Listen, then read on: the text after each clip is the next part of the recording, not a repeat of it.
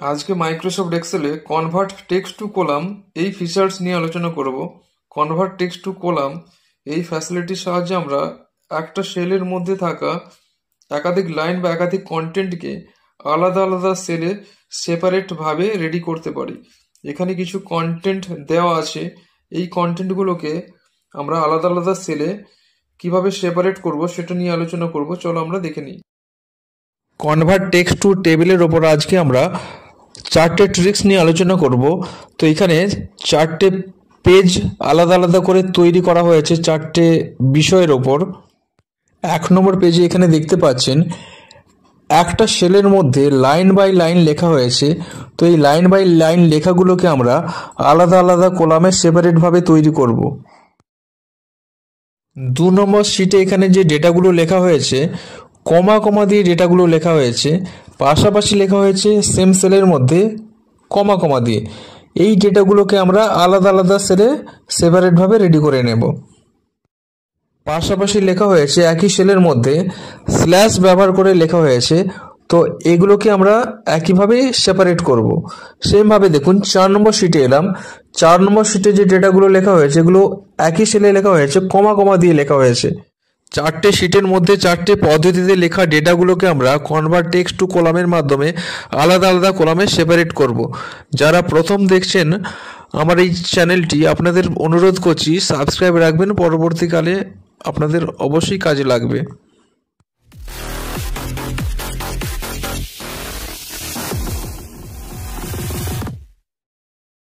1 নম্বর পেজে এলাম। এখানে দেখুন 1 নম্বর পেজে থাকা ডেটাগুলোকে প্রথমে সিলেক্ট করে নিতে হবে। এখানে একই সেলের মধ্যে যে ডেটাগুলো ছিল লাইন বাই লাইন, এই ডেটাগুলোকে সিলেক্ট করে নেওয়ার পর অল্ট এ ই দ্বারা আমরা convert text to column dialog box open করে নিলাম। Convert text to column dialog box open হওয়ার পর দেখতে পাচ্ছেন এখানে দুটো অপশান রয়েছে, ডেলিমিটেড এবং ফিক্সড উইথ। তো এই ক্ষেত্রে আমরা ফিক্সড উইথ অপশানটা ব্যবহার করব না, ডেলিমিটেড ফাংশনটা ব্যবহার করব। ডেলিমিটেড অপশানটা অ্যাক্টিভ করার পর নেক্সট বাটনে এসে ক্লিক করব। এক্ষেত্রে ডেলিমিটেড ফাংশনটাই জরুরি। ডেলিমিটেড ফাংশনটা আমরা অ্যাক্টিভ করলাম কারণ স্ল্যাশ, কমা, স্পেস ইত্যাদি লেখা থাকলে ওয়ার্ডের মধ্যে সেক্ষেত্রেই ডেলিমিটেড ফাংশন ব্যবহার করা হয়। ডেলিমিটেড ফাংশন অ্যাক্টিভ করে নেক্সটে ক্লিক করলাম। নেক্সটে ক্লিক করলে এখানে দেখতে পাচ্ছেন বেশ কিছু অপশান রয়েছে এখানে। তো এই অপশানগুলো আমাদের লাগবে না, আমাদের আদার্স এই অপশানটা নিতে হবে, কারণ এখানে কমা, স্ল্যাশ ইত্যাদি, স্পেস ইত্যাদি ফাংশন এখানে স্টেপ বাই স্টেপ দেওয়া আছে। তো এর মধ্যে আমরা কোনো ফাংশন এখানে ইউজ করব না, এই ফাংশনগুলো এখানে লাগছে না। তাহলে এখানে আদার্সের জায়গায় এলাম। আদার্স অপশান অ্যাক্টিভ করার পর আদার্সের জায়গায় দেখুন এখানে লাইন বাই লাইন যেহেতু লেখা আছে, কমা, স্পেস বা স্ল্যাশ ছাড়া, তো এক্ষেত্রে আমরা কি করব, কন্ট্রোল জে এই আদার্সের জায়গায় এসে অ্যাপ্লাই করব। তো এখানে দেখুন কন্ট্রোল জে অ্যাপ্লাই করার সঙ্গে সঙ্গে দেখুন তলায় দেখবেন এখানে টেবিলটা সেপারেট হয়ে যাচ্ছে, এখানে দেখাচ্ছে। এরপর নেক্সটে ক্লিক করলাম। নেক্সটে ক্লিক করার সঙ্গে সঙ্গে দেখুন নেক্সট ডায়লগ বক্স এলো। এখানে ডেস্টিনেশনের জায়গায় রেকর্ডের সোর্স কোথায় থেকে রেকর্ডকে সাজাতে চাই জানাতে হবে। তো এখানে দেখুন এমপ্লয়ি নেমের তলায় এসে ক্লিক করলাম। এমপ্লয়ি নেমের তলা থেকে রেকর্ডগুলোকে সাজিয়ে নিতে চাই সেপারেটভাবে। এরপর কি করব, ফিনিশে এসে ক্লিক করলাম। ফিনিশে ক্লিক করার সঙ্গে সঙ্গে দেখুন রেকর্ডগুলো আলাদা আলাদা সেলে সেপারেটভাবে চলে এলো। এখানে দেখুন employee name, address, phone number এবং এমপ্লয়ীদের ইমেল আইডি সেম সেলে লেখা ছিল। এক্ষেত্রে দেখুন আলাদা আলাদা সেলে সেপারেটভাবে এখানে ডেটাগুলো রেডি হয়ে চলে আসছে। যতটা সেল আমরা সিলেক্ট করেছিলাম প্রত্যেকটা সেলের ডেটাগুলোকেই সেপারেটভাবে রেডি করে দিয়েছে। এবার আমরা কনভার্ট টেক্সট টু কলামের দ্বিতীয় পদ্ধতি নিয়ে আলোচনা করব। দ্বিতীয় পদ্ধতি কি আছে দেখে নেই চলুন।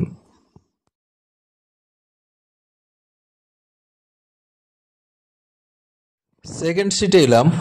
সেকেন্ড শিটে যে ডেটাগুলো আছে কমা ওয়াইজ সেপারেটভাবে লেখা হয়েছে। এখানে দেখুন সেম সেলে এই ডেটাগুলো পাশাপাশি লেখা হয়েছে, employee name, employee address, pincode number সহ ফোন নাম্বার, তবে কমা দিয়ে লেখা হয়েছে, কমা ওয়াইজ লেখা হয়েছে। তো এই ডেটাগুলোকে আমরা আলাদা আলাদা সেলে সেপারেট করব।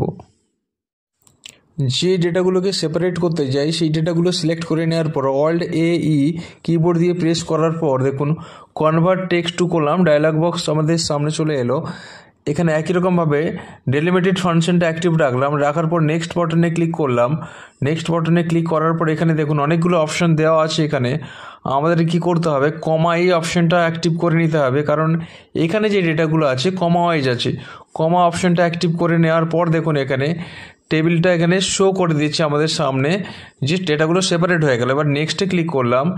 নেক্সটে ক্লিক করার পর দেখুন এখানে নেক্সটে ক্লিক করার পর কি করব, আমরা ফিনিশ অপশান এসে ক্লিক করার আগে এখানে ডেটার ডেস্টিনেশনটা কি জানাতে হবে। ডেস্টিনেশনটা কি এখানে ক্লিক করলাম, এমপ্লয়ি নেমের জায়গায় এসে ক্লিক করলাম, দেখুন যেখান থেকে ডেটাগুলোকে সাজিয়ে নিতে চাই। এরপর ফিনিশের পর ওকে বাটনে ক্লিক করে দেখুন সেমভাবে ডেটাগুলো সেপারেটভাবে আমাদেরকে রেডি করে দেখিয়ে দিচ্ছে। কমা দিয়ে যে ডেটাগুলো লেখা ছিল সেগুলো আলাদা আলাদা সেলে সেপারেটভাবে রেডি হয়ে চলে এলো। এবার চলুন থার্ড স্টেপে কীভাবে ডেটাগুলোকে সেপারেট করা যায় সেগুলো দেখে নেই।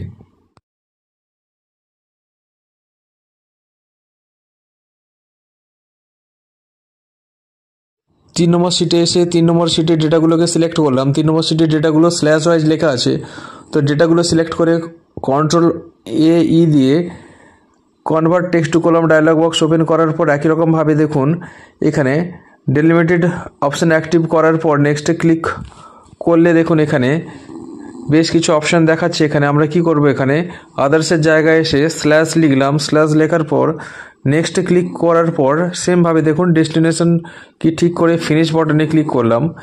এখানে ফিনিশ বাটনে ক্লিক করার সঙ্গে সঙ্গে দেখুন ডেটাগুলো আমাদের কলামে সেপারেটভাবে দেখিয়ে দিচ্ছে।